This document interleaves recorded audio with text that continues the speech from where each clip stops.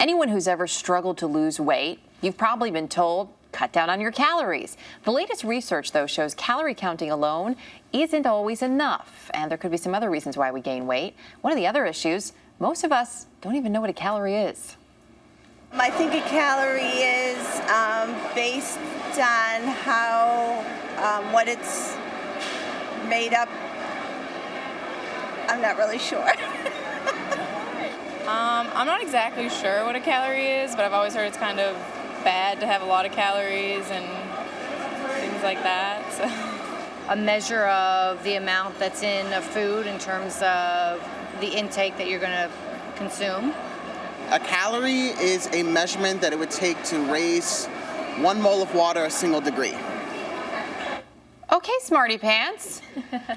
There are actually 4 really interesting myths about calories that we probably all know about. We're gonna get to those myths in just a second. Registered dietitian Cynthia Sass is with us. Sass, I always do that with your name, Cynthia. I'm sorry. She's the author of Cinch, Conquer Cravings, Drop Pounds, and Lose Inches. So you're here to help dispel some of the calorie myths. But before we can do that, Mr. Smarty Pants there at the end, was he right with his very scientific sounding answer about what a calorie is? He was very close. I'd like to know what he does for a living. The technical definition is the amount of energy it takes to raise 1 gram of water 1 degree Celsius. What the heck does that mean? That's exactly what I would like to know. I have 2 master's degrees and I don't even really understand that. So, you know, really the bottom line is it doesn't really matter what a calorie is.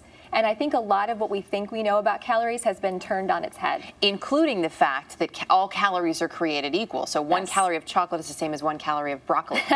That is the first myth. I think that's the biggest and most important myth out there. I actually talk about this in my book, that the idea that it's just calories in, calories out, regardless of what type they are, is very outdated. If you had 400 calories of, let's say, a muffin that was made with refined carbohydrate and sugar, then you had 400 calories of oatmeal with almonds and blueberries, you're going to get a completely different effect on the body. So a Harvard study that came out earlier this year found that regardless of calories, there are certain foods that are more fattening and certain foods that will lead to less weight gain or weight loss over time. So we know that quality is very critical. In fact, it's much more important than the number of calories. Okay, so quality over quantity. Not all calories are created equal. Another myth is that the calorie counts we see are accurate. You're going to throw a lot of people into a tizzy with this one. Yeah, I have people that really precisely count those calories, but the truth is the government allows a 20% variance on those labels. 20%? 20%. So it could go 20% in either direction. But let's say a bar says it has 250 calories in it. It could actually have 300. That's not fair. So, so it's not that precise. So then if the calorie counts are not accurate, counting calories may not be the best way to manage your weight either, correct? Exactly, because if you're off by 50 or 100, you know, that could be significant. But again, quality is more important anyway. So then what about what we've often heard? If you can cut, say, 3,500 calories over the span of a week, you can lose 1 pound.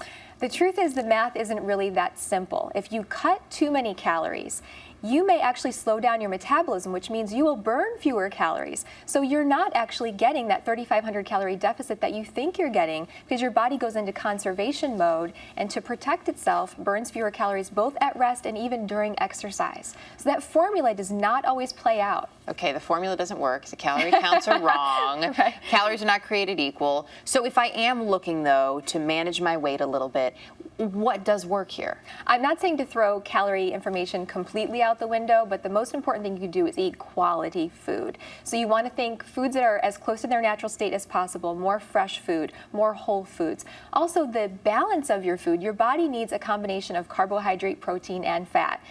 We've seen before that when people cut fat too low, they had too many carbs. When people cut protein or cut carbs too low, yeah. Exactly. Whenever you have too much of one thing, you have too little of the other and vice versa. So you need the right balance of all different types of calories. Everything in moderation. And then timing is really important.